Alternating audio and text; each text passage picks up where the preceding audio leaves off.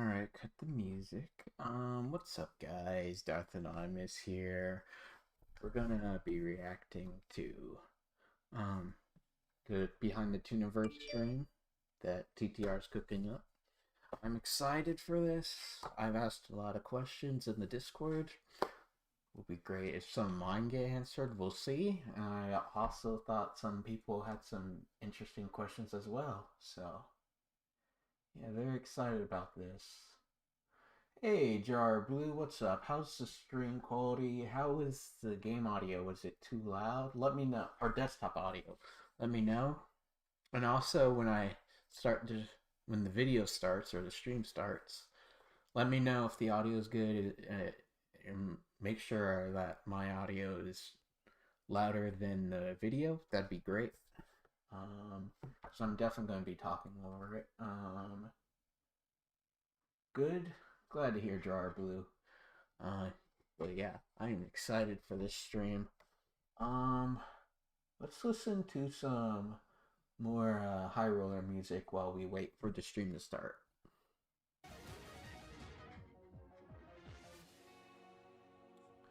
The stream is getting hyped up, it looks like, so that's good. I'm also streaming on Twitch. I'm gonna open up one of my devices to make sure that the thing is good. Let's see.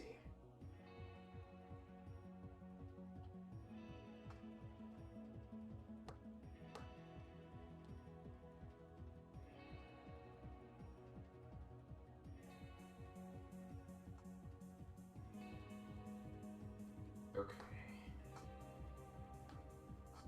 Yep. Do.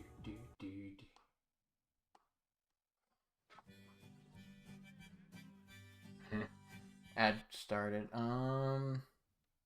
Okay, so we're still waiting on TTR. Probably technical difficulties right now.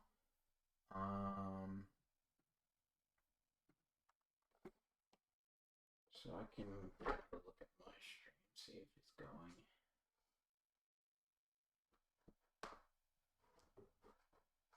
Okay, yeah, I'm live. That's good.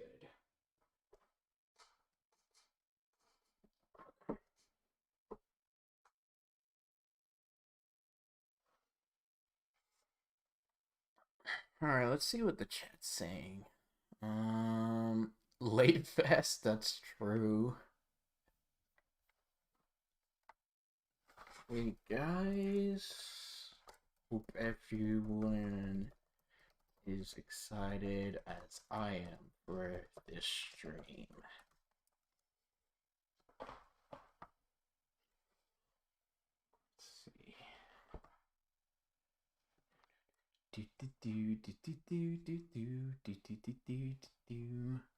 Alright, so we're gonna be waiting for some more, so I'm just gonna play the whole playlist of the High Roller music since it's such a bop.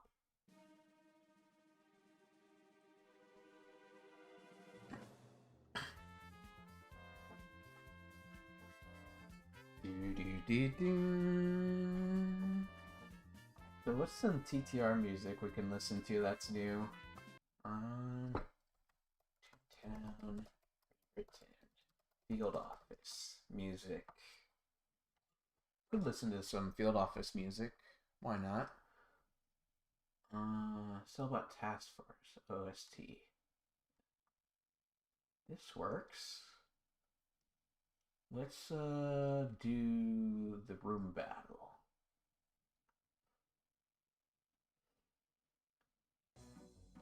There we go. Get us hyped up. Let's go.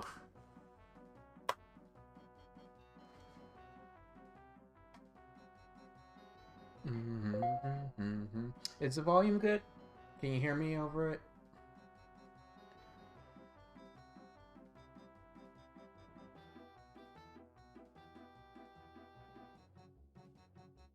And hopefully there's no echo or anything like that, because I'm wearing AirPods, so hopefully that will improve the experience.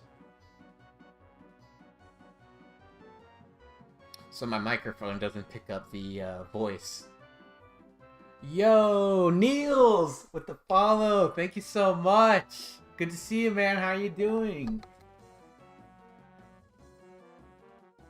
Yo, just in time, Niels. We're about to react to the Behind the Tooniverse stream. What if you could do SEO smarter and faster? With Wix, you can edit your meta tag. Man, I don't know why, but that audio with the advertisement was glitchy. I hope that's not the case with when they go live. I hope the voices aren't glitchy.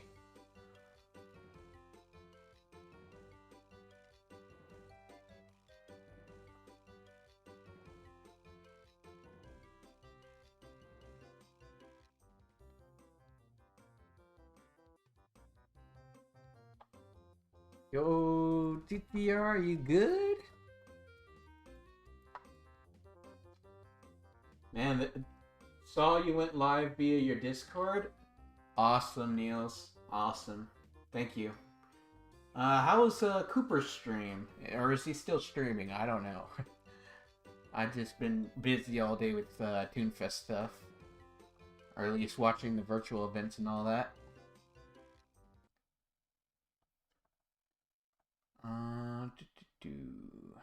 Okay, we're still waiting, TTR.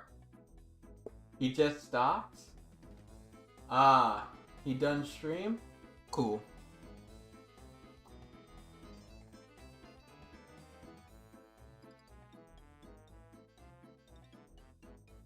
Yo, okay. Thank you, mods. Like, man, some weird person was calling me out in the chat, was like, why'd you change your password on these dates? And it's like, what? Okay. I don't know if you guys saw that. Wild.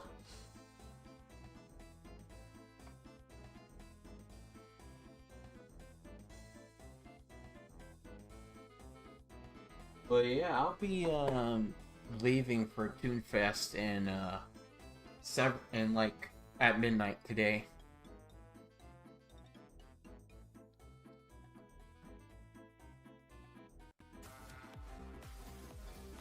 Yo, oh my god, Niels! No way, bro. No way. Bro, you're insane, man. Thank you so much for the subscription. I really appreciate it. You did not have to do that. Thank you. Thank you so much. Enjoy those emotes.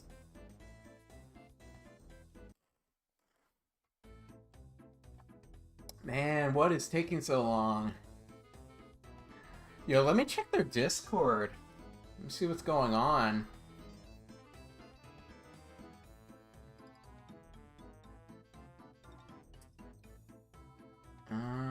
Toontown, rewritten. I also might check their Twitter. Okay, let's see. Attendee discussion. Any updates on the panel live stream?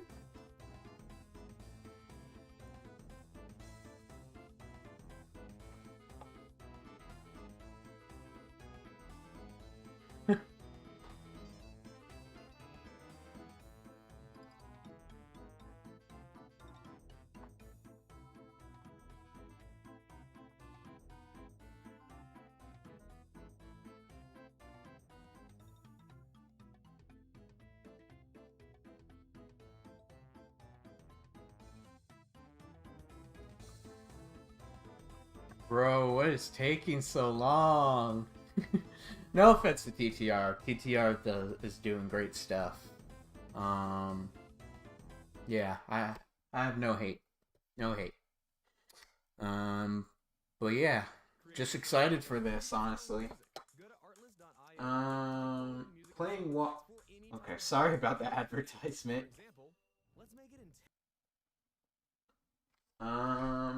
Refresh. Playing Watch This and playing Pokemon Violet now. Nice. Have fun with that. Sometimes it doesn't start on my end until I refresh the page. Yeah, let me make sure. Let me refresh. Also, I'm probably going to do standard quality like 480p so then it doesn't start to what's it called when you lose frames? Drop frames. So it doesn't drop frames. Because sometimes when I watch YouTube videos, it starts to drop frames on me with the quality. Like when I do HD, it lowers it drops the frames. Yeah, I refreshed the page, still nothing. They must be having some technical difficulties, which we have patience. We can wait for this. Let me continue the music.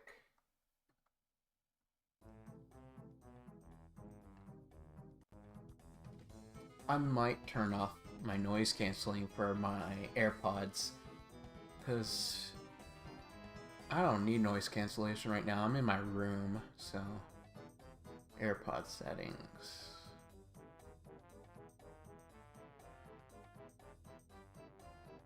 Noise control. Let's do off. Okay.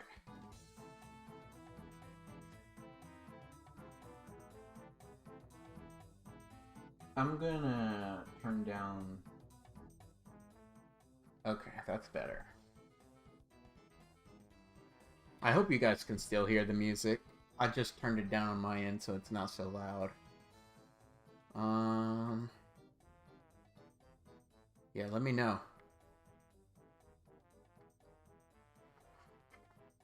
I can always adjust the output in OBS. Well, it also depends on the stream too, because I don't know how loud that's gonna be.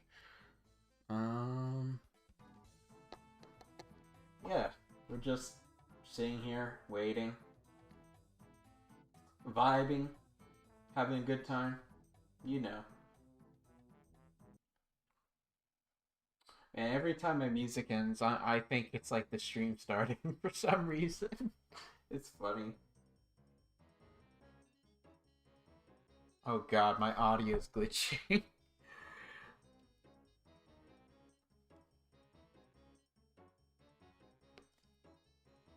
I don't know if it's fuzzy for you guys, but it's fuzzy for me right now.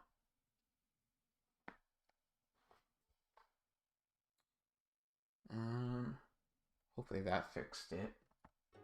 Nope, it's still fuzzy.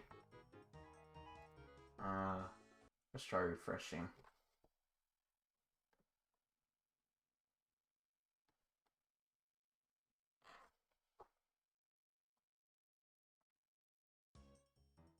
Okay. I have an AI to make a working version of Tetris in JavaScript today. Nice. Okay, maybe it was a bad idea to turn off noise cancellation. Turn that back on. Nope, still fuzzy. Okay, I don't know why the audio is crackling like that. That's very bad. Hopefully that doesn't happen during the live stream.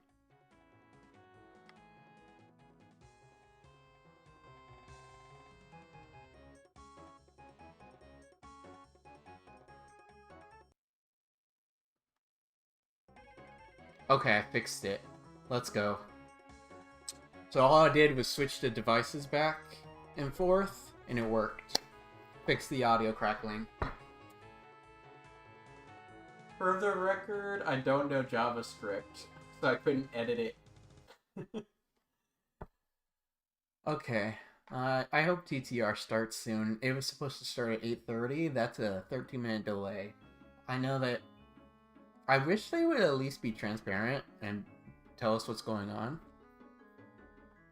Or maybe it's because I haven't scrolled down. Oh, I believe people are getting inside the panel room. Stream should be up soon. Awesome. Thank you for the update. GG. Thank you for the update. So they're just 13 minutes late because of waiting for people to get in. That makes sense.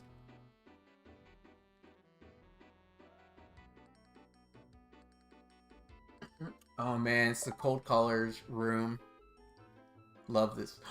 Yo, yo, yo, yo, yo, it's starting, it's starting. Yo, don't they have some music for this? I can't hear anything. Let's do 480p. Do you guys hear any audio? Because I don't. Could just be me. Um. Yeah, I'm not hearing anything. Oh, okay. Someone else said silence. Yeah, okay. So I'm not the only one. So it's not just me. Let's see if I can do theater mode. Okay. That's cool. I might do that when the stream starts. I'll put it in theater mode, and then when the stream ends, I'll go back out of chat and see what people are saying. Or out of theater mode to see the chat. Pokemon home update on the 29th? That sounds cool. Okay. So someone else can't hear anything either. Good to know. What's Toontown? He's opening his eyeballs. Who's opening his eyeball? Oh, by the way, TTR just released a code, guys. If you want to redeem that, just check their Twitter or on Discord. It might be on Twitter. I don't know, but on Discord. Oh, here we go. I'll just put it in the chat. So, if you guys want to redeem the code for ToonFest this year, it's this code. And there might not be an exclamation mark, but that's how it was in the Discord. Hopefully they fix the audio issue before it begins.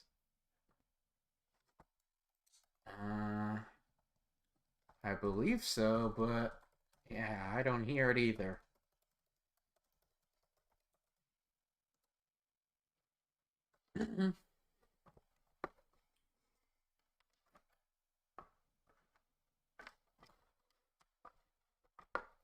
Hold on, guys.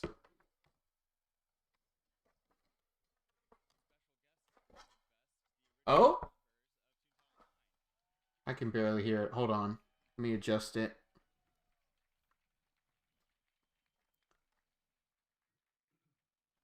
Oh?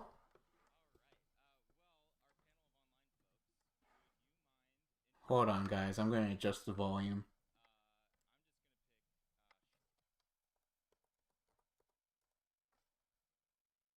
Okay, that's better. Let me also adjust it on OBS too. So let me just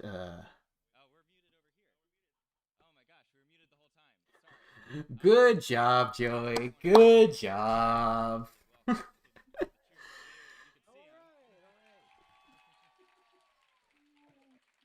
Yo, it's about to start. Let's go, guys. Let's go. I hope the volume's good. I hope it's not too loud.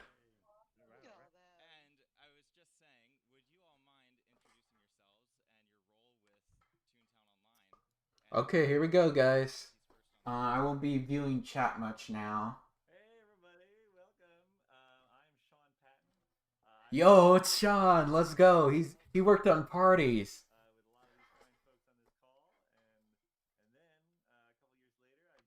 Why does it still say starting soon?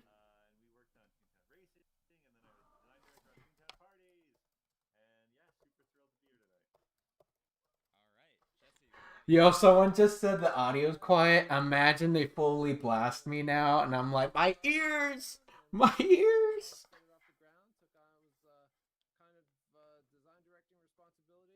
What do you mean we can't? I can hear them. I can hear them. Oh, here we go. Alright, let me put on theater mode.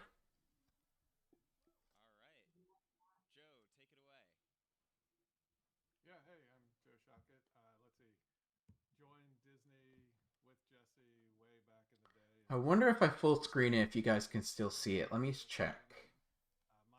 Because it's hard to see. Okay, sweet. You guys can still see it. And it black screened.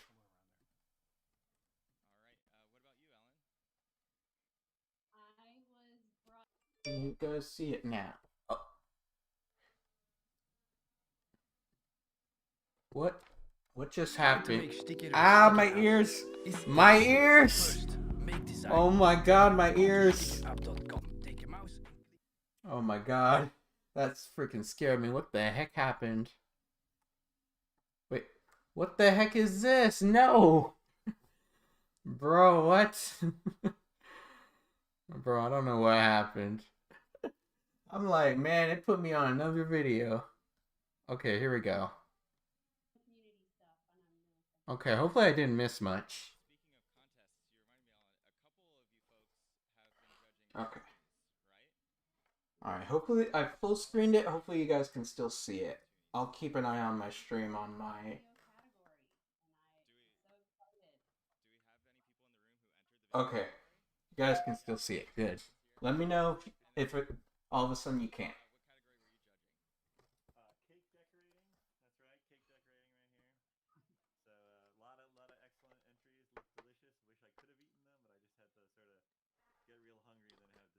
Yo, I'm excited to hear from Mike Goslin. Apparently, he was the VP of Disney Online.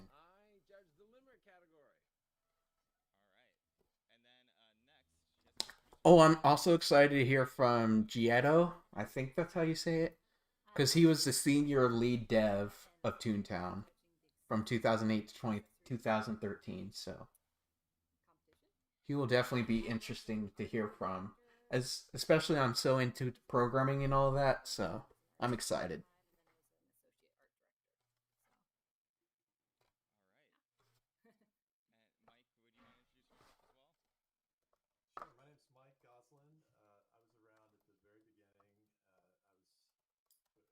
Hey, Sonny, thank you for joining, man.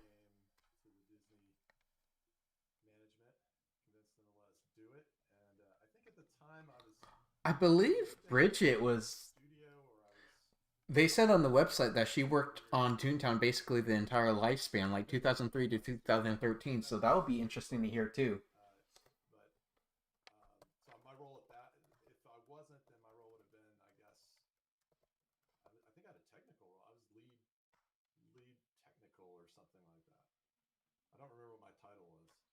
And Mike, I'm just gonna call out you did something quite famous on Toontown.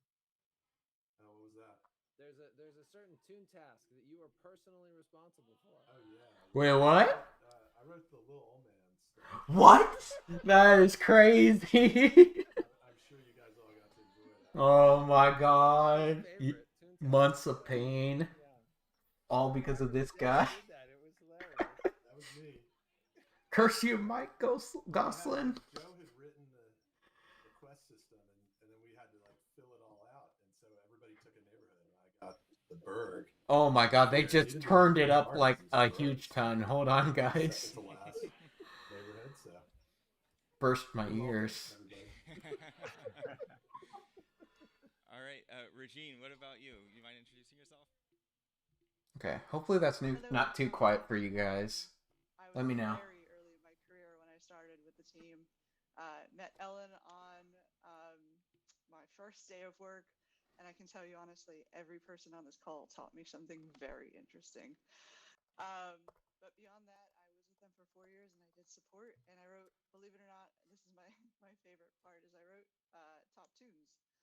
So all of the things that you guys were fishing and you were collecting jelly beans and you were trying to outdo each other, it happened because Roger kind of tossed a book on my desk and said, "We need some leaderboards, but we don't have time to build them in game.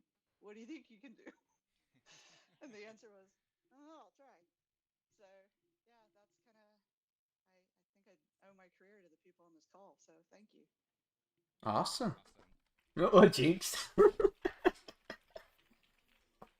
Yeah, there were a lot of people, I think, expressing delight and fond memories as soon as you mentioned. Guys, is the audio good? So, Let me know, please. and last but not least, I'm sorry, I have only talked to you online, so please let me know if I pronounce this wrong.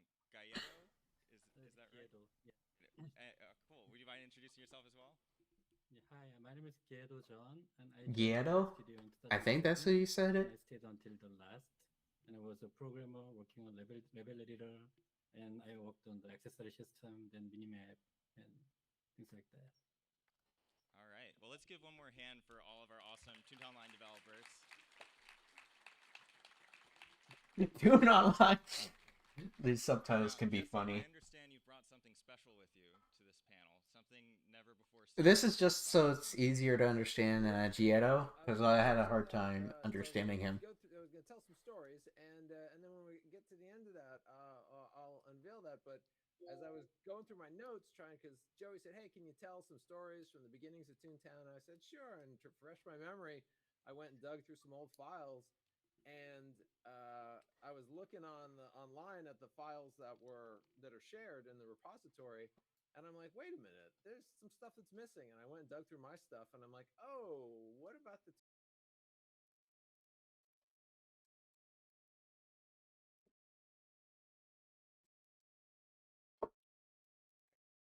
I was just looking on my end, and the audio seemed good. Oh, shoot.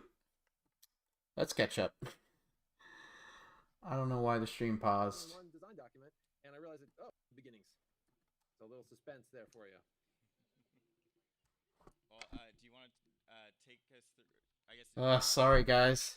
Prior to the design document, you want to take the beginnings, or do you want to? Yeah, I was. Sorry about the audio issues. I Fixed it. I thought I'd tell a couple stories. I just threw together some slides, just to tell some of the tales of how Toontown began. And of course, people who are going to be like, "That's not how it happened. What are you talking about?" That's okay. People can call me out when I'm making mistakes. But yeah, I thought I would just jump in, and if it's okay, I'll just tell some of the stories of how it all got kicked off, and then we can open it up to having some discussion. Okay. All right, so a long time ago in the mid-90s, there was this group called the Disney Virtual Reality Studio. And this group was formed in the early 90s with the express idea of putting virtual reality into the Disney theme parks. Ooh. And there's a bunch of people in it. A number of them ended up working on Toontown, but this was kind of a picture of the original VR studio group. Most of what this is cool was Disney Quest. Ooh. So some people remember Disney Quest fondly. That's excellent.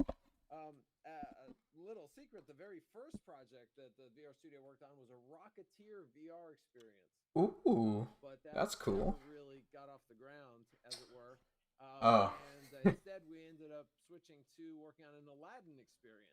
And the Aladdin's Magic Carpet Ride had a few different versions, but this was kind of some pictures from the Disney Quest version.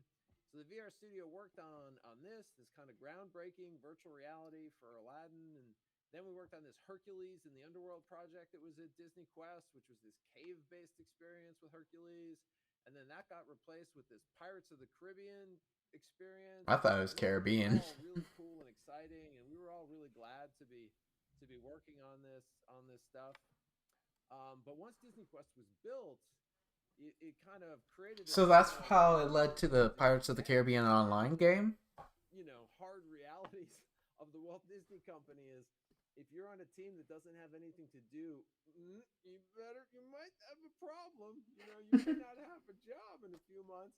So you always got to make sure that, okay, what are we doing next? And we didn't know, because we were focused on VR and we were focused on theme parks, and that work was done. And we're all like, man, what a great team. We love working with each other. What are we going to work on? And this was about the time, this time, it's the late 90s. The internet has shown up, right? Web browsers and things have shown up. And we start Toontag. about some other stuff we've been doing. So one thing we've done on the side was this thing called... Yo, is this the highest quality we gotten of the game? This was an experience we'd initially created just as an R&D experience. Just to show, here's what a multiplayer game for kids online might be like, which sounds crazy now. Like, of course we know what that is, but back then it didn't exist. All the games that were online multiplayer games were kind of, really, big shoot 'em up things that nobody was thinking about for kids. And we wanted to show that, no, you could make a game that was a little more kid family friendly, that was multiplayer. And we'd made this just as a R&D demo. 4 people could play tag in this world. It doesn't seem like much now, but back then no one had ever made like a 3D version of Goofy or Donald. Like this was a bit groundbreaking.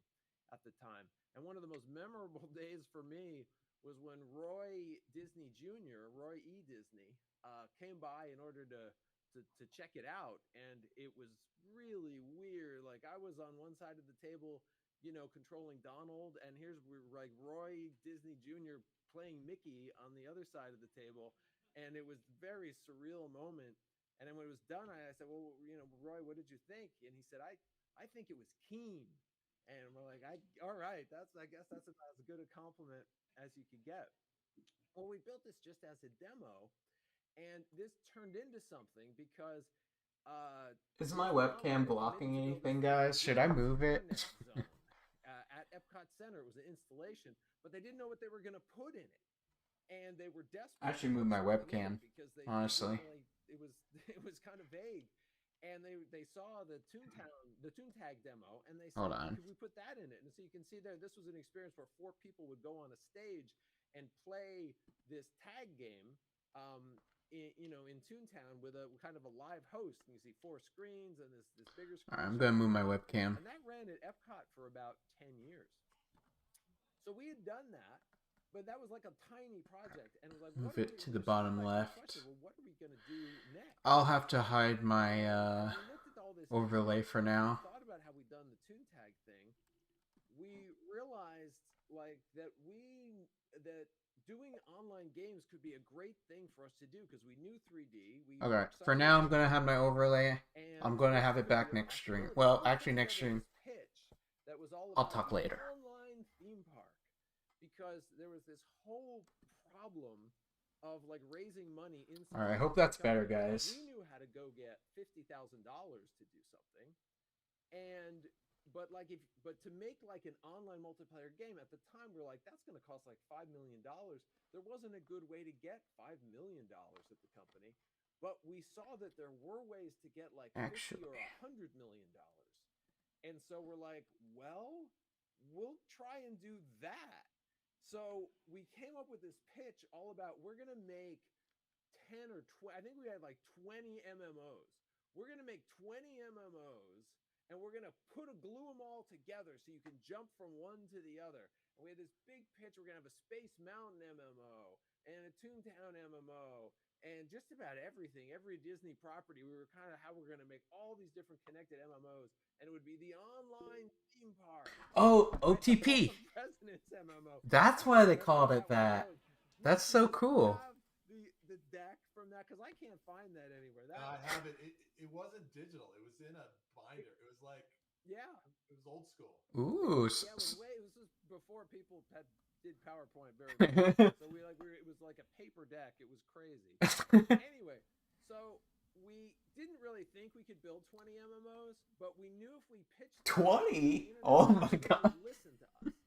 So we did this, and everyone was like, "Oh my god, they want to build 20 MMOs, and it's gonna be a Disney." So everyone was listening to us, and as we pitched it, 20 would have been insane. Somebody said, "Well, we're not gonna fund 20 of them. We'll do one. One. How about you do one, and we'll see how it goes?" And really, that's all we wanted. Oh. So we're like, "Oh, I guess so. So of course. And when we're just going to do one, of course we're going to do the best, most sensible one. And it was, before I get to that, what it was. Panda 3D. Wait. I totally forgot. We have to build this thing. We built the Panda 3D engine. Yes. Nowadays you're making something, you'd use it in Unity or Unreal or something. Yeah. Those things didn't exist back then. We had to make our own engine, the Panda 3D game engine. This is still alive today. The stuff we've been doing for Disney Quest was all on Silicon Graphics machines, and we knew that anything we built for the home was going to need to be on the PC. We need to build a new engine, so we took everything we learned from doing the Disney Quest stuff and built this new Panda 3D platform agnostic networked display architecture. Its name. Ostensibly, it stood for Platform Agnostic Network Display Architecture. Thank you, Jesse. But what had really happened was an executive came to the VR studio very frustrated.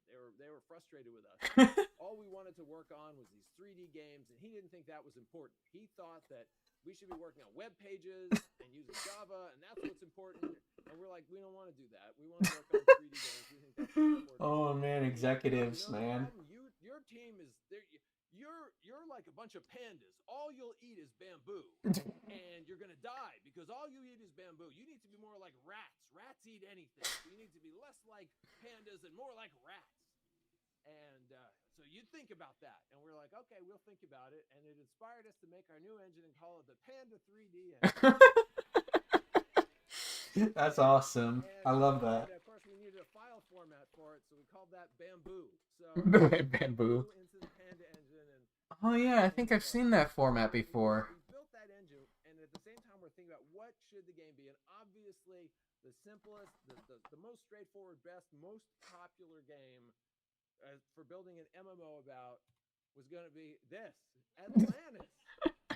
Believe it or not, this was the Bro, dude's trolling. No way. of the 30 MMOs or whatever that we pitched, Atlantis was the one we were going to build, and the reason for that was the Man, movie are we wasn't out yet. are we glad that we didn't get this? I don't know. It might have been great. Who knows? Hit. This was going to be Disney's most successful animated film ever made. And this is going to be Disney's Indiana Jones. This is going to be this huge thing. And so everyone was talking about it, what a big hit it was going to be. And so when we went and pitched, this was in our deck of like, we're going to build an Atlantis MMO. And people were like, ooh, oh, that's going to be a big hit. Good idea, good idea. So Interesting. we built prototypes to some extent. We built some avatars. We had a whole pitch for how the whole thing was going to work. And then we once we got it to a certain point, we took it over to feature animation and said, we need to get your buy-in. We're going to do this Atlantis MMO. And they were like, ugh, we don't want you to be doing this. You're going to ruin our movie by making a game. It's gonna make people think that this is for kids. We don't want games in this. Well, ironic. No, you're forbidden. Because Toontown Online is for kids, guys. All right, well let's go find something that nobody really cares about, and we did. It was Toontown, let's go. Mickey, Minnie, Goofy. So, Toontown was one of the ideas in our deck that we were the most excited about because we'd already built Toontag and we knew the feel of it, and we knew that it had Disney right in the center of it. And this picture is actually from one of the decks. What we did is we took this poster, which I think was a poster they used to sell. I don't remember. This was a poster I think they used to sell at Mickey's Toontown at Disneyland, and we just put the online part on. Nice. And so, talking about the inspirations for Toontown, in the beginning, like we were like, Toontown Online, it makes a lot of sense, of course. But what is it? And people may have seen this diagram before in the repository from one of the early design documents. This was an early experiment, just kind of exploring what could Toontown be about, because we hadn't really figured out what it was. And this was an early concept that we turned away from, but the concept was we want Toontown to be a place where like This is so cool, guys. I love this so far. So we had like this school with like mean teachers and this factory with like evil pollution. Yo, Clash. With like you see list things like The schoolhouse, boss, and this neighborhood with a bunch of bullies and Freethinker. And you were gonna, the Toons were gonna fight against these things that kids hated. And as we talked about it, it's like, really, we're gonna tell kids that school is evil and like. I mean, it is. It might not be the smartest idea. The evil businessman was kind of listed in two of these, and we're like, we kind of like that part of it. And so Yes. it's become the center of Toontown, the Toons versus these evil business people. Man, isn't that ironic? This work versus play dynamic that we really liked, because not only was it fun and funny and it kind of made sense, but it was something that both parents and kids could relate to, because the conflict between work and play is something that kids and parents have to think about and deal with all the time. How much play is too much play? How much work is too much work? And it just was very natural. And so this kind of became the central idea in Toontown. Other influences for Toontown that were really important. One, we can't underestimate Mickey's Toontown at Disneyland and its presence there. Yeah. It's an interesting blend of the Roger Rabbit movie, which of course that was the origin of the phrase Toontown. Sorry about that, guys. It was a blend of like the Roger Rabbit Toontown, and then also kind of Mickey's universe. And even the trolley, for people, some people may or may not know, the trolley in Toontown Online was based on the Jolly Trolley, which would run around in Disneyland. I also can't underestimate the importance of the Warner Brothers Looney Tunes cartoons, which of course Bugs Bunny is a direct inspiration for Roger Rabbit in a pretty clear way. And all the business with like dropping anvils and things, that's not stuff from Mickey cartoons. That's stuff more from Looney Tunes cartoons. So there was a lot of inspiration kind of coming from those. And another really important piece of inspiration that a lot of people don't realize is the Carl Barks universe. So Carl Barks was an early Really? who created Duckburg. And Huh. he primarily did this through the Uncle Scrooge comic books, which were he created his whole world of Duckburg. And of course, people today know it as the DuckTales universe. Yeah. DuckTales didn't make it up. DuckTales took it all from the Uncle Scrooge, Carl Barks universe, carrying it forward. And the thing that was important for us was that was a world. Like the whole Duckburg wasn't just like a cartoon or a place. It was like a whole world where lots of different characters lived. And we kept saying to ourselves, the background characters in Duckburg, who weren't all ducks, there were a lot of characters of different types. We realized that's what we want the people in Toontown to feel like. And some of it was actually quite direct, because you'll notice one thing when you look at this initial picture, which this was I think a Bruce Woodside picture, kind of just putting the concept together. Cool. One of the things you'll notice about the cog on the left is that cog is not a cog. That is not a robot. That's just a person. And originally, the cogs weren't cogs. They were just people, and we called them the suits. The suits? And it's still there? The Toons versus the suits. And it's still there in the code, the we folder. had a visit from, Roy. Oh. To the studio. He's like, hey, remember that Toon Tag? That was pretty great. What are you doing now? And we're like, check it out. It's Toontown. It's all about the Toons versus the suits and all that. And I'm like, okay, interesting, I guess. And he wasn't liking it. Well, that was a little weird. It wasn't the warmest meeting we ever had. And the next day, our vice president comes in very perturbed and says, we have a memo here from Roy Disney Jr. who says this game can never ship. Toontown can never ship because it is disrespectful to the people who made this company great. And we all like smacked ourselves in the head and realized, oh my God, Roy Disney Jr., well, his dad was Roy Disney Jr., who was the businessman who made Disney great. While Walt was the one doing all the creative stuff, Roy was the CEO of the Walt Disney Company for years and years, quietly in the background, making the company great. And here we are with this game saying business people are the evil enemy. And so our vice president's like, deal with this. You're going to have do something. I don't know what you're going to do, but do something. And we're like, oh my God, well, we can't, what are we going to do? We can't take them out of the game. And we're like, well, what if, we started brainstorming, what if it's something else? What if it's aliens are the enemy? Nah, that's corny. What if it's That's robots are the enemy? We're like, well, maybe robots, but we really want the work versus play thing. And we're like, what if it's business robots? Oh, there you go. But we don't tell anybody that. So we wrote a letter back saying, we've changed it. The game is different now. It's going to be all about Toons versus robots. And they're like, okay, fine, whatever. And we didn't tell them it was business robots. Smart. I like it. And honestly, the game got better at this point because we were never sure when you defeated a suit what was supposed to happen to them. Bruce Woodside had an original concept where when the suits got hit with too many pies, they would turn into clowns. Oh my God. Really small and run away. Oh, I've seen that. Dream, and it was like, Bruce, that's interesting, but that's probably not right. Down to the cog idea of the robots, the business robots. it was like, oh, this makes more sense because they can explode, and it's just more interesting anyway. And then it's like, where did these business robots come from?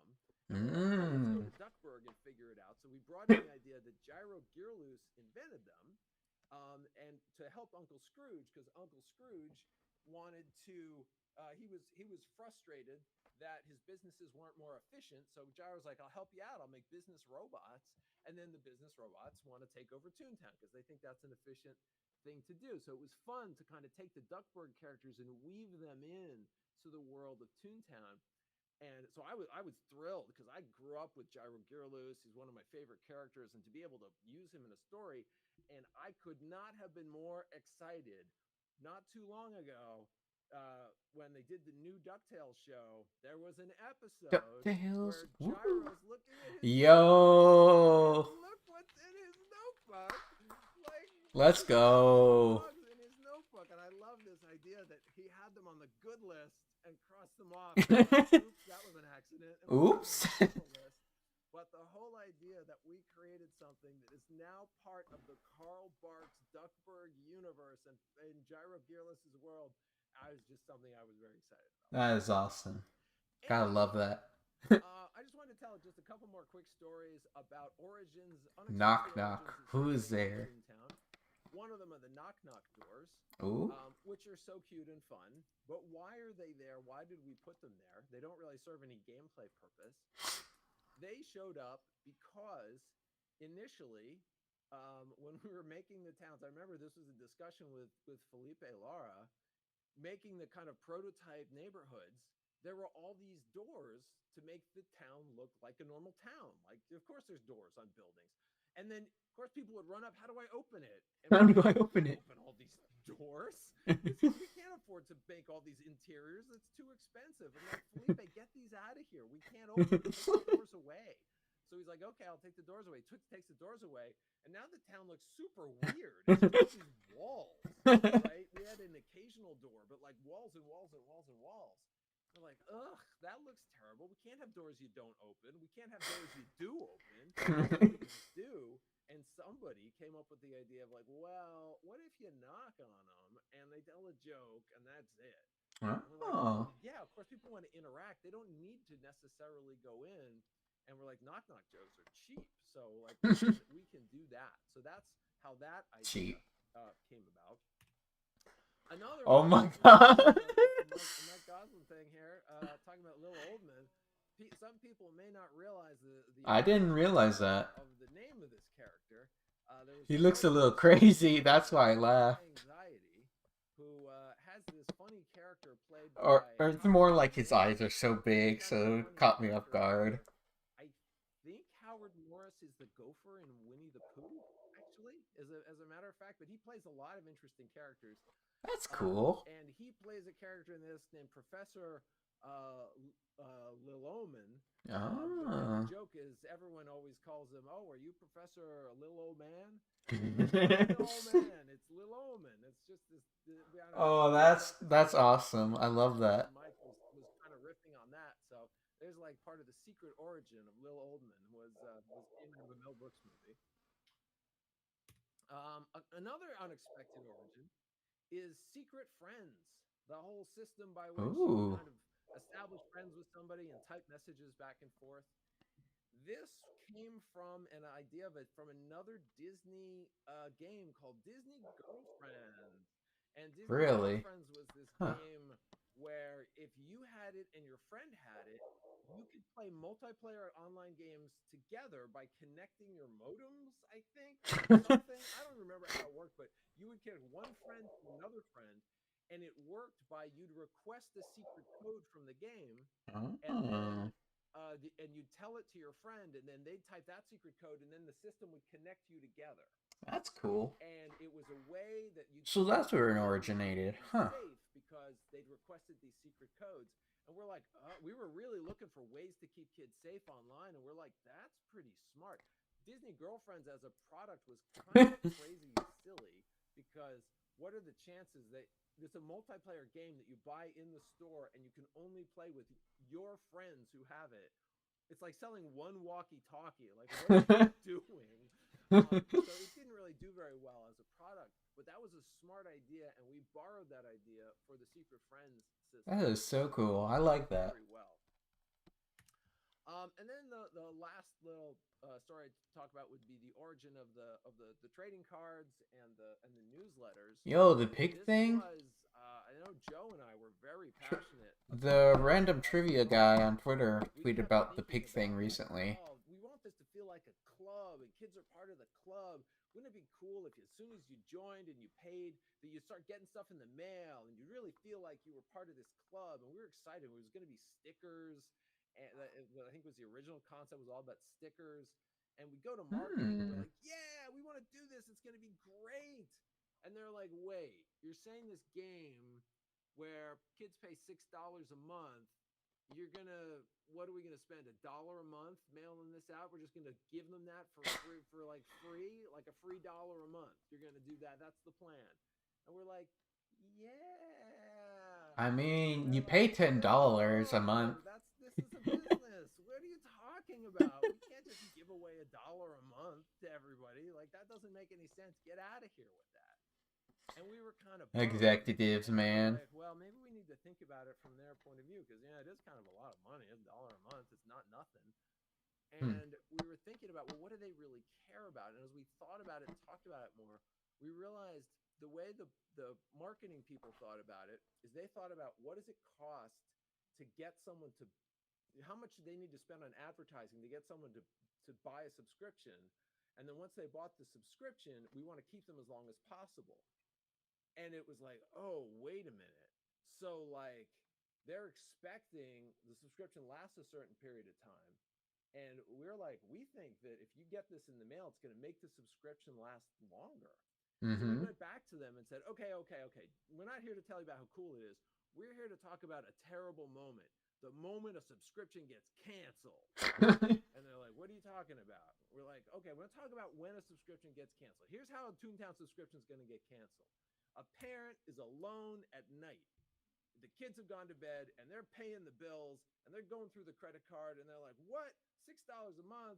What? Am I still paying this? Does my kid even play this? I don't know if they do. I'm going to cancel this. That's when this happens. And that's when it's going to happen. Now, imagine that there's a universe where we send a mailer once a month. What happens when kids get a piece of mail? And the marketing people are like, well, kids love getting mail. They'll be excited. I'm like, right. And it's a piece of mail from Disney. Now, what's going to happen? You just created a moment where the parents are going to get this thing in the mail, hand it to the kid, and they're going to see the kid be like, oh, awesome, that's amazing. You can't tell me that that's not going to make the subscription last 2 extra months. And they're like, oh my God, it probably would last 2 extra months. I'm like, right. So if the average subscription is 6 months, how much does this cost us to do? They're like, oh, that's like $6. And I'm like, what if we extend it by 2 more months? They're like, wait. So it costs us $6, 2 more months, that'll cost us $8, but we'll make $12. And I'm like, right. They're like, we can't afford not to do this. Right? And it totally worked and we got it off the ground. And I will add that awesome. The trading cards were very special to me. Man, I wish I was because early enough to get this. The way Shell Games started was Mike was like, hey, we need someone to write these trading cards. Do you have time to do that? And I'm like, yeah. And I ended up starting Shell Games initially as a consultancy where my job was writing all the text on the backs of the trading cards. So the Toontown trading cards were actually at the very beginning of Shell Games. Wow, that's crazy. There you go. So the last one I'll just mention is I wrote a lot of the stuff on the trading cards. And so these were always very special to me. And the juggling cubes, juggling has always been a hobby of mine, and I used to actually be a professional juggler. And like one of the ones I just love pointing at is, the little joke on the back here, Jeff and Jesse's jocular juggling cubes. Jeff was my best friend growing up, and the two of us always juggled together. And we were roommates in college, and we started the college juggling club. And so it was nice to be able to kind of sneak that in there as a little tribute to a friend. Oh, that's nice. There you go. Anyway, that's the end of my slides right there. So thanks very much. Thank you. Yeah, thank you so much, Jesse. And now, so we don't have a lot of time to dive into it deeply, but you mentioned that there's this 2001 design document, right? Yes, you're Yeah. right. Any quick things you want to say about that? Yeah. Let me. Yeah, I know we don't have time to go into too deeply, but let me just pop it up for 1 second, and I could show you a little glimpse of it before it kind of goes up online. I'll just give you just a quick peek at it here because I know we want to get to the Q&A as soon as All right, the Q&A. I'm excited. This is probably it right there. All Ooh. right, so there it is. Toontown Design Document version 2.6. And Ooh, confidential. Interesting things in it. First of all, it's longer than any of the design documents that the other ones. This one is 116 pages long. So Jesus. more stuff. I want to see all of this. A couple interesting surprises that are in it. Let's see. I don't know. I can find some stuff real quick. Oh yeah, stuff about the hotel room. Ooh. One of the original Toontown concepts. And the game interface, navigation, chat, details panel. Oh, there it is. The trade. Friends. Ooh, trading. And then I know farther options page, Cog HQ, grid, special keys, district, Toontown Central. Some of which just never happened, and those I think people will have fun poking through. Yes. Oh yeah, there are some descriptions of some of the lands that never got built, like Goofy. Man, if this gets released, we'll definitely poke through it. Do a whole stream on it. Yeah, so you can have fun poking through and learning about the cheese shop minigame. The Boomatoon. The canon game was originally called Boomatoon. I don't know why we didn't keep that. That's a better name. Yeah, that's great. And also fun in here is you can kind of Yo, Protester changed canon game to Boomatoon. About these. I think a number of these are actually from Daniel Osheim here. Anyway, so there's a lot of fun stuff you can dig through here, and people should have fun checking that out, I think. Yeah, so we'll be getting this uploaded to the Toontown Preservation Project later this weekend. Let's go! Toontown.online. And yeah, thank you so much, Jesse. I'm excited. We'll definitely be diving through that after this weekend. So Joey, I'm gonna stop the screen share, okay? Yeah, go ahead. You're free to kill the screen share. All right. So let's just dive right into questions. All right, the juicy part. With you all, but I wanted to start by actually directing a question towards Ellen, because Ellen, as you mentioned, you had a big role in the original ToonFest, and so now we have all these people here celebrating 20 years of Toontown at ToonFest 2023, and I kind of just wanted to hear from you. How did the first ToonFest come to be? What was that like? The process of Ooh, that's a good question, Joey. Toontown Online players in person together. Oh, I think you're muted. Thank you. There you go. Before I came into Disney, my job, I worked for StarTrek.com, and I would go to Star Trek. Ooh, talk to fans. That's cool. And take photos of them and put them on the official site. So the minute I loaded up Toontown and saw it, that's when the original ToonFest idea popped in my head. We have to get these people in their costumes of their characters together somehow, someday. It took several years of other events that marketing. We worked in conjunction with Disney Channel. They were very, very clear that if we were doing any kind of event, it needed to have a lot of presence in marketing channels like Disney. Disney Channel would run an interstitial covering our event if it was. Oh, I remember that. Featuring enough Disney Channel folks.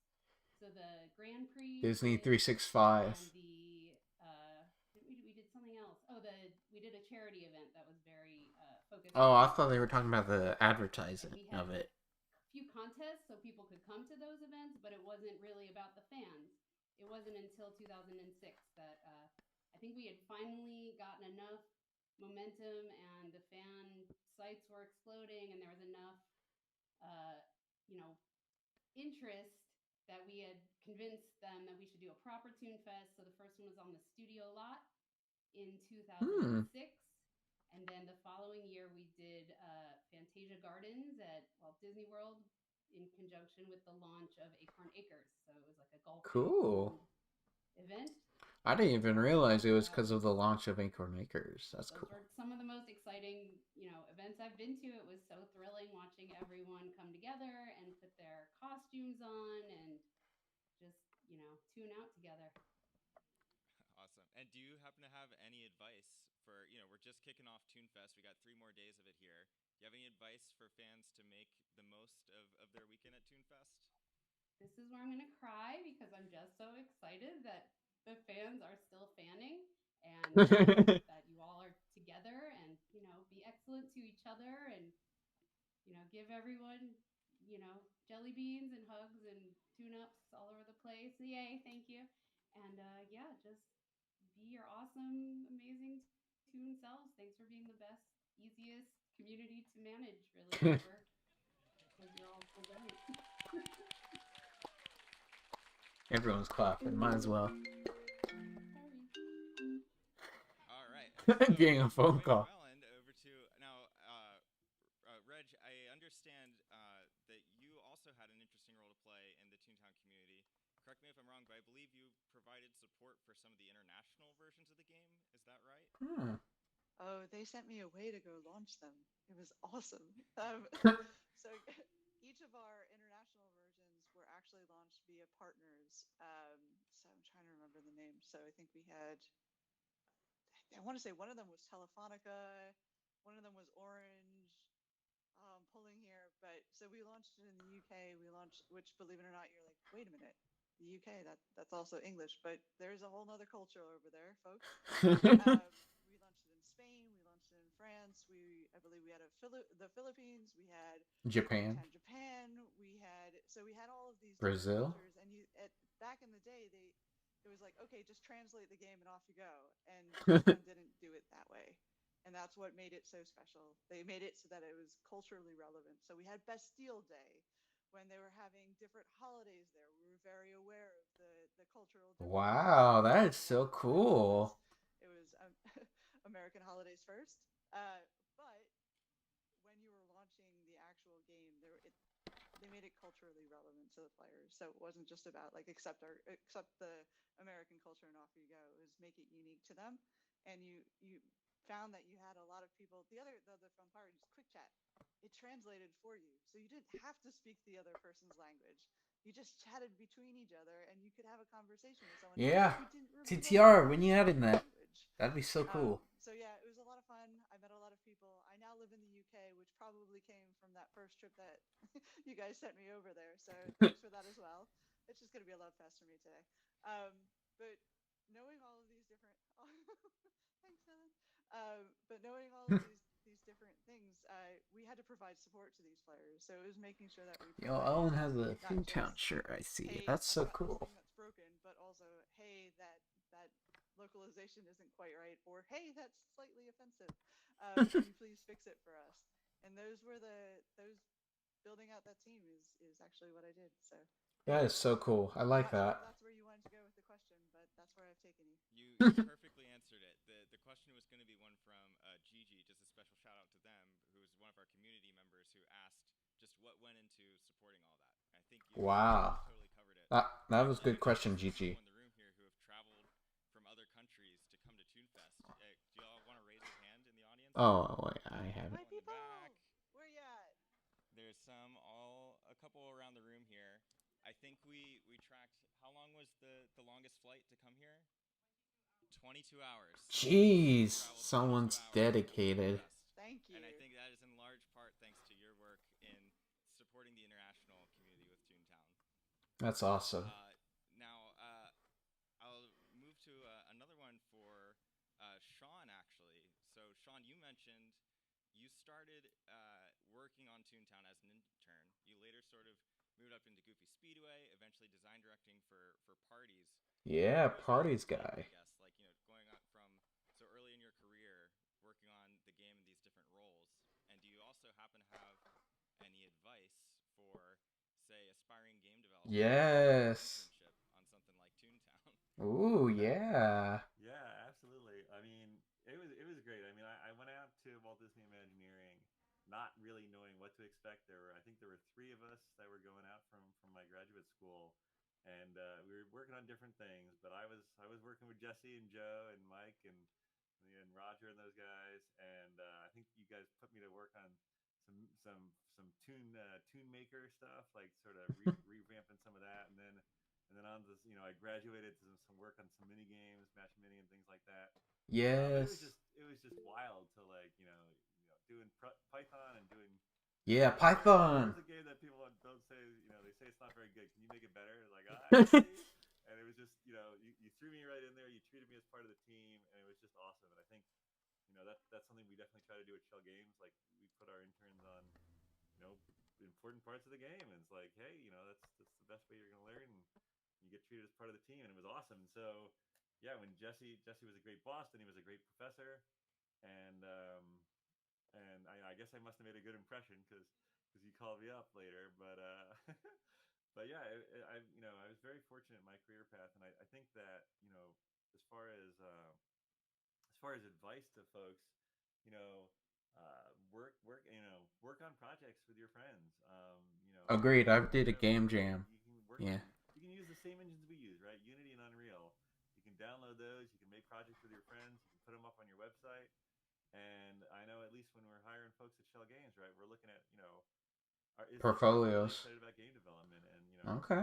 do they enjoy it? Is it something they enjoy? Is it something they can work on with other folks? Can they collaborate? Can they speak the different languages? Designer, engineer, artist, right? And, yeah, it's just do the global game jam every year from Sri Lanka to Hawaii. Hundreds of game developers working on thousands of games. That's awesome. Yeah. Get some stuff up in your portfolio. Talk about the game that you made. What worked, what didn't. Can you analyze it? Can you see what worked? Can you describe why it didn't work and what you'd change if you had more time? These are all the things that I I love learned and that. that we look for. So Cool. have some fun out there. Yes. Speaking of fun, Sean, we have a game of yours at the Toontown booth. Do you Ooh. want to tell anyone about it? What's this? Yeah, no. So Joey is very nice, and he was explaining how you guys are gonna have Toontown themed board games. I was like, I make board games. Oh. Tin Spin is, I think, the game that's there, and it's the first ever game to use dice spinning as a mechanic. Because why roll dice when you can spin them? Am I right? Jesse's got a copy. That's But yeah, cool. Tin Spin is a fun game, and yeah, you should totally play some Tin Spin. Check it out online. Yeah, I will. I'll give that a look. And I think it's going to be one of the prizes Oh. for at least the cake decorating contest, if I'm not mistaken. Yeah, that's right. The winner of the cake decorating contest will get their own copy of Tin Spin. This panel has also been brought to you by Tin Spin. I love that. I'll send you a bill, Sean. Don't worry. Quick Tin Spin trivia. That's actually a game that Sean made in my game design class when he was one of my students. What was that, Sean? 20 years ago. Dang, that's crazy. Right. See, he'd done it as an assignment in class, and I was like, wow, this is really fun. And he's like, maybe I'll do something with it one day. And a few years ago, now he he's was like, finally "Man, doing it. I'm going to take this to Kickstarter." So things that start out as a simple student project can turn into that is so cool. Jesse wrote a Love to hear that. It was like, I've been waiting for this game for 20 years. It's all true, baby. So we've got another community question here, this time for Bridget. This is from Derp Kirby, who said, when creating new accessories and clothes for Toons, which I know, Bridget, you did quite a bit of, were there any significant rules you had to follow to fit the game's art style? And do you have any examples that you'd be willing to share about it? That's a good question. I think at the very beginning, when I first started, we were trying to stick pretty close to the original design of, like the Warner Brothers style and the original Toon design. But then we wanted to make, and I also wanted to make more and more outfits for the Toons. And the original ones, they were just a little boring, I mean, they're all right to dress your avatar up, but then you want something, kind of stylish and kind of cool. So as long as we stuck to kind of bright colors and kind of a toony feel, we kind of pushed it more in that direction. And I think I can remember, like, things that was a little like iffy at the beginning was I made a tie-dye shirt. And I know some people were like, "Ooh, I don't know about the tie-dye shirt. That's like not in this realm. Like, I don't know, I don't know." But then luckily we will let it go through, and I think it was pretty popular. So that was one example of kind of pushing it more towards just like the fun, wacky side and not really being stuck to the old, 1940s or whatever cartoon look. So, yeah. Cool. Awesome. And another thing about the Toonie Awards, the winner of the accessory design contest that Bridge is judging will have their item actually put into Toontown Rewritten. Ooh, that is awesome. Use. So you'll be able to say that, the original accessory creator for all sorts of different Toon accessories approved your design. Wow, Yay, that's awesome. I'm excited for that. I'm excited to see all the. Help judge the fan art contest as well, and you would help take those designs and put them in the game back then as well. That's true. That's true. I did. That's that cool. So we'd also get together and decide which ones were the best. And I know Ellen sifted through a bunch as well, and yeah, that was super fun to do. And I think people really liked getting their artwork in the game. And then I would paint it up and we put it in. So. Yeah, it was just recently. Someone in the community had spoken up that they were one of the designers of a shirt that you all had judged and put into the game, and they had the original scan of it. I think it was the fishing shirt. Oh, The yeah. Oh. I remember that shirt. So yeah, it was the watermelon shirt. They're still a member of the Toontown yeah. community. They I remember that one too. I think they said they were brought to tears or something when they learned that their shirt was being put into the game. So it's just Wow, that's amazing. that you all have had through just supporting this community. That's awesome. Yeah, I that's wanted great. to pose a question to Gaedo. I believe you have the unique perspective here as being one of maybe the only developer here who was with Toontown all the way to the very end in 2013. And so, just as someone who was there in some of those later days, I guess what was it like on the team? How do you think it differed from the earlier days of the project? And were there any things that you didn't really get to finish or complete that you were hoping to before the game closed? Ooh, this is good. This is good. That's the thing. Actually, I asked them about how honest I can go with this question, and then everyone said you can go. Yeah. So yeah, it was like Disney. Actually, their attention was actually moved on to another project at the time. So they are pulling up people from this project, and then almost at the end, we are only one engineer working on this game. Wow, one engineer? Wow. So it became down to three of us, and then two of us, and then only one person working on both Toontown and Pirates. That's crazy. They just put it away. So it was really sad days. Actually, I remember that earlier days we were all like, VR Studio have our own culture. We are working really together in very funny ways, and then that whole culture is kind of gone, and then we became more like cogs in a way, and then they finally pulled down. Wow. But luckily, So that's what happened. registered and then rewritten the history. I'm so love to watch it. All this Toontown rewritten becomes alive. And so, what was your reaction when you heard for the first time that, like, the fans were going to try and bring Toontown back? Was it? Oh yeah, my first reaction was, is it even possible? You gonna know about this?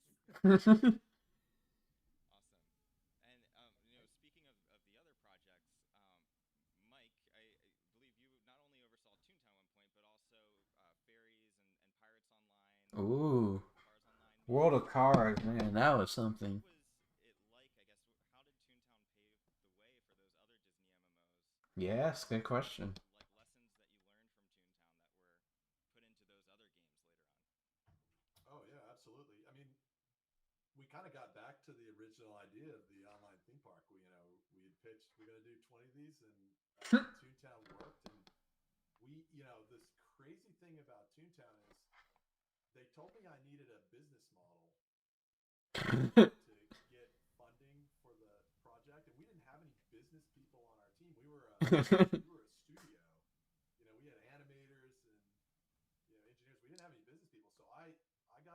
Excel and I made a spreadsheet.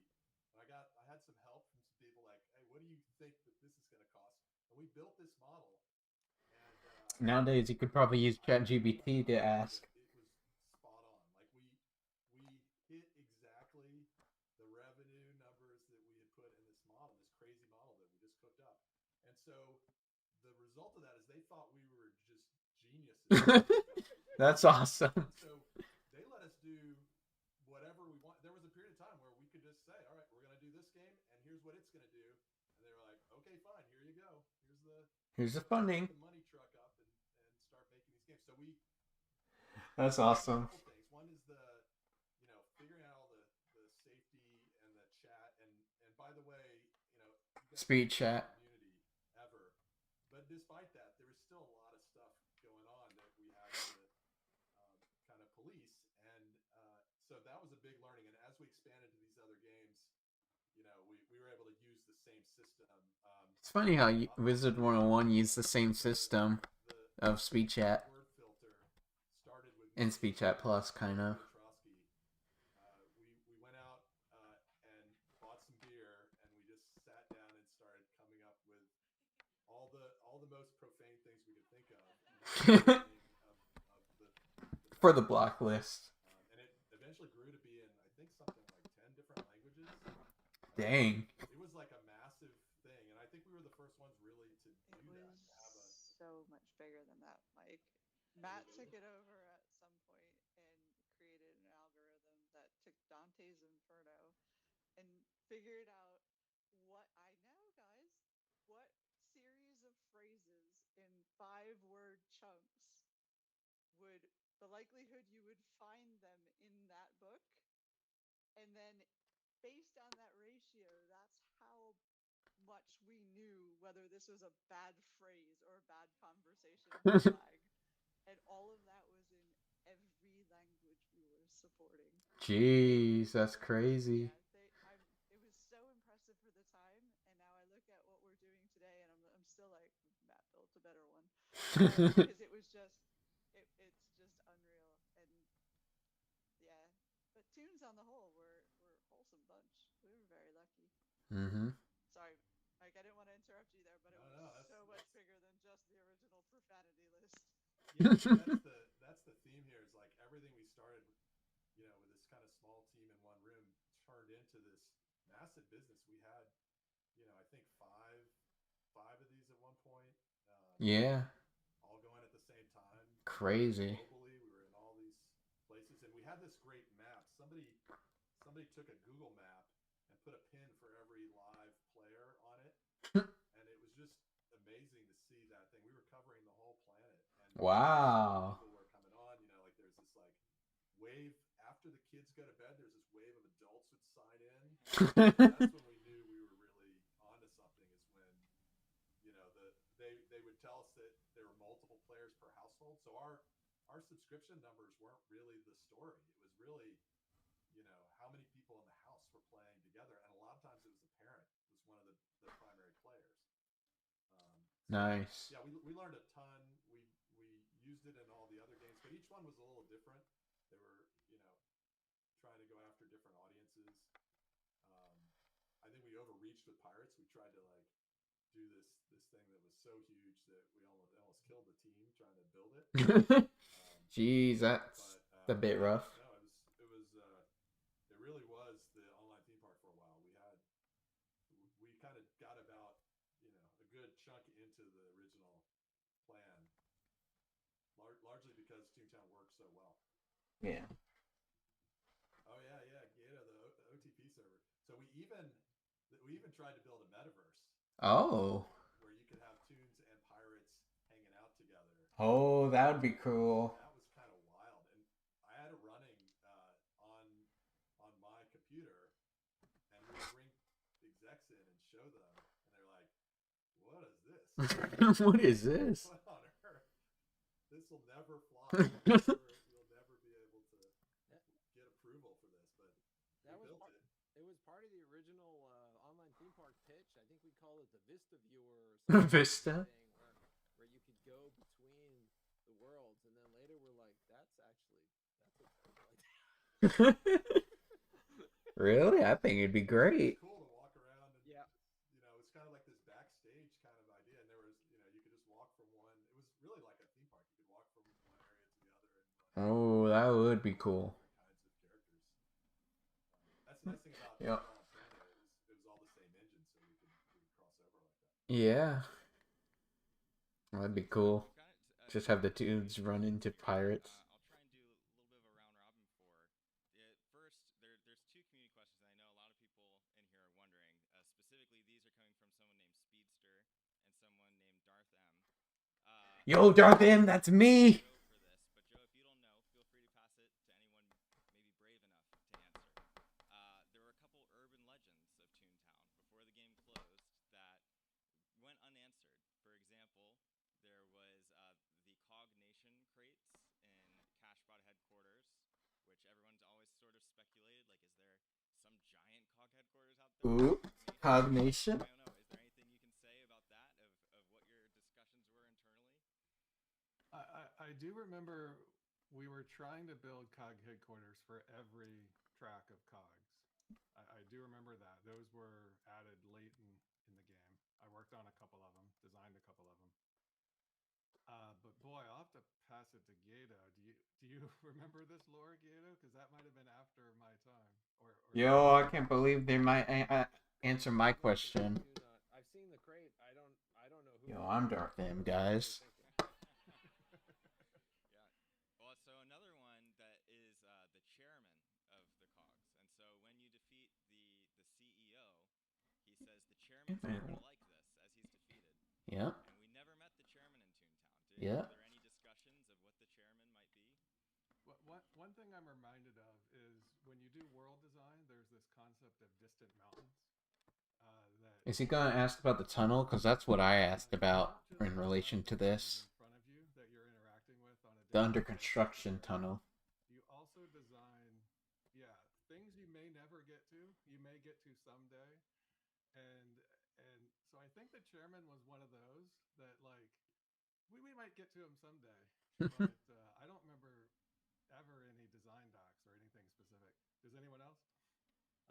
Well, Joe, now that you say that, Oh. I have a design doc right You have a here. distant mountain. Yeah. Oh. Directors potentially at some point. We had discussed this rescue of Scrooge McDuck. Ooh. At one point, where I don't know if we called them the chairman back then. You can tell we're deep in the design document. It's all TBD, TBD, TBD. DVD, DVD. But there was this whole idea of Scrooge McDuck held hostage by a giant robot. Oh. And fighting this giant robot in a climactic final battle. Ooh, that would have been cool. On top of Scrooge McDuck's vault and how it's connected in. But yeah, we talk about defeating the head cog. But like you say, this was pretty vague. Hmm. Yeah, I think even in the best virtual world design, you don't want to design everything up front. You want the community to come along the ride, and you want the community to tell you what they're enjoying, what they're not enjoying, where you should spend your time. So you can drop little crumbs like that and see who bites, and then chase it. Cool. And so the last urban legend that I have here is the under construction tunnel in Acorn Acres. Yes. And That's what I asked. when Chippendale's Acorn Let's Acres, go. there was a tunnel with a construction barrier that remained under construction until the day the game closed. Do any of you have thoughts, ideas, maybe designs of what that might have been? I remember a few. There was a stadium. There was a black and white. There's a black and white neighborhood. Yeah. Black and white neighborhood. Jesse, I'm going to bring up the Vortex neighborhood. Vortex. Oh my God! I thought I was the only one who remembered that. That's new. Did we have a name for it? It was like upside down something. Upside Down was this Stranger Things? It was meant to be a playground where it was supposed to be like really weird, where gravity didn't make sense, and in the center of the playground, the ground came up into a pillar, and then the pillar extended onto the ceiling, and so that you could Jeez, that's crazy. and then be walking around on the ceiling. So in the playground, there would be Toons walking on the floor, and also this playground would have a ceiling, and they'd be walking around up there. That's And, crazy. David Rose told us to get lost. He could never make the gravity work that way in Toontown. David Rose, I've seen him on the Panda 3D contributors list. Yes. No, that's all true. That's But cool. like that Acorn Acres under construction gateway, that didn't have like that was after I had stepped away. And was the idea to add another neighborhood? Do you guys know at that point? Yeah, I think we wanted to add another. I don't remember which one we were gonna put there though. Greg might know. He'd be a good person to ask. Okay. It's funny. Nobody seems to. I've talked to Greg. I've talked to Felipe. I get different stories. There was something about someone was saying, oh, there was a golf course, a mini golf was going to go back there. I don't know. Like, I've heard so many different stories about what that was going to be. So it's. I thought it was mini golf, and we were talking about mini golf and skiing and like all sorts of things like that. But wow. I don't know. Yeah, what did I feel like I remember making the sign. So mini golf did end up in the game. Mini golf was going in there. behind the sign. But I think there was the skiing one is interesting because Sean, I don't know if you have any memory of this. I know I've seen at Shell Games before there was Toon parties. There was Toon ice skating. Remember that? I do, because we were we were playing a lot of SSX Tricky around that time, if I remember correctly, and we were like, this game's great. And so there was talks of getting that sort of pulling tricks and like doing cool moves as Toons. And so Kyle Kenworthy, who was an extremely talented animator at the time at Shell, did some like here are some tricks, and we were all very excited about it. And then there were issues and development issues why I never saw the light of day. But yeah, it was definitely there was a lot of SSX Tricky being played at lunch in that time period. Man, I happen to have a design document right here. Oh my god, more design document, let's go. Is going to be integrated into the Berg. How you walk on the Oh, that would have been cool. That was pre us then. That was a long time ago. There you go. Ice skating, it's destined someday. Someday. So we only have just 3 minutes until I think MomoCon's going to give us the boot from this room. Dang. I'm just going to open this up to a question for any or all of you. This is a question from Super Bubbles Boing and Boing, who said, "What is your fondest memory of working on Toontown Online?" Oh, that's a good one. Anyone want to start with that? Feel free to use the Google Meet raise hand. Oh yeah, Ellen, go for it.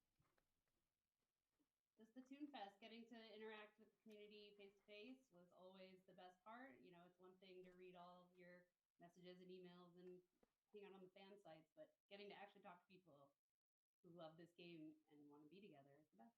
That's awesome. I can tell you my favorite memory by far, and that was the day that Toontown Rewritten opened. Oh man. Because the thing I want to make clear about part of what made Toontown. Thank you, Jesse. We had a bunch of people working on it who'd been working on Disney theme park stuff, and working on that, we didn't think like normal video games, which is like, oh, the game's going to come out next Christmas and it'll be popular for 6 months. We thought about we're going to build this and we want it to be up for 20 years. We want people to be playing this 20 years from now. Which they are now. 10 years later, when Disney decided to close it, it was a super dark day, and we were all really sad. It was incredibly depressing for all of us because our vision of this game being here in 20 years, 30 years, it ended that day. But then, except that you guys saved Toontown. Let's go. So, thanks. Let's go.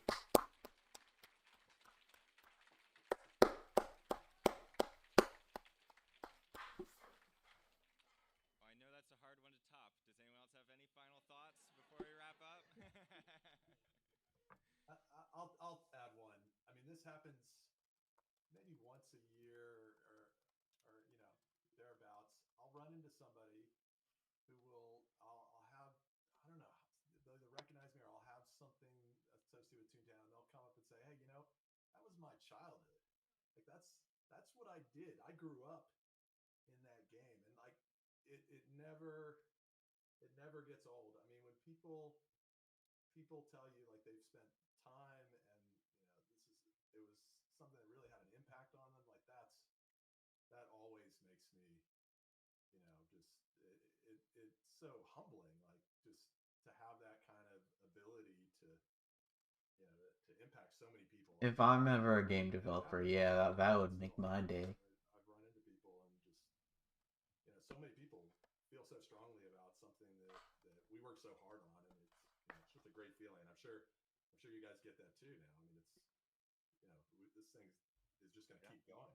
Yeah. Yeah, no, it's the players. I remember when Joey asked Jesse and I to speak at the ToonFest in Pittsburgh, and we were like, we got there and we were like rock stars, and we're like, do we deserve this? Like, it was just like, right? So yeah, I think it's just really awesome what the Toontown Rewritten folks have done to keep this magic alive and Yes. everyone who's playing it. Shout out to TTR. Yes. Thank you all. Thank you all so much for being here. Let's give it here a round of applause. Let's go. Thank you all. Thank you, Joey. Yeah.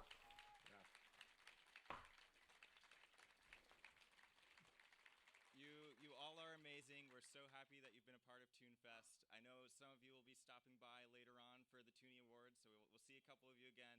But again, thanks for being here. A special surprise for everyone in this room. We have the 2020 ToonFest posters that we never got to give out that you can take on your way out. Lucky. Thanks again, everyone. Yeah, I want one too. Thanks again, everyone. Have a great night, and we will see you tomorrow for another day of ToonFest.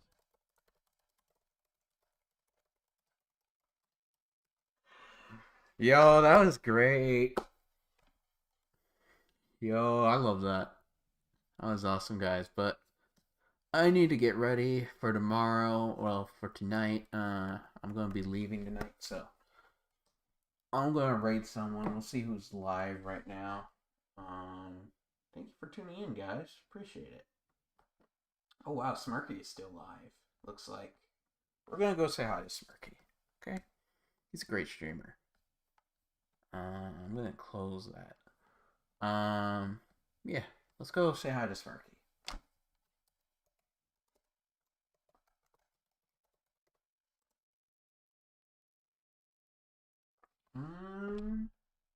Wow.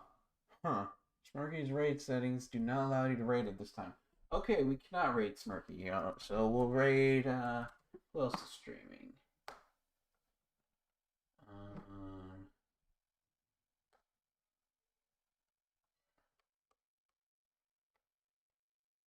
Let's see.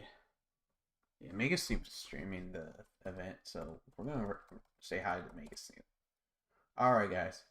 I'll see you guys next time. Make sure to use this. If you don't have the emotes, use this one. I'll see you guys next time.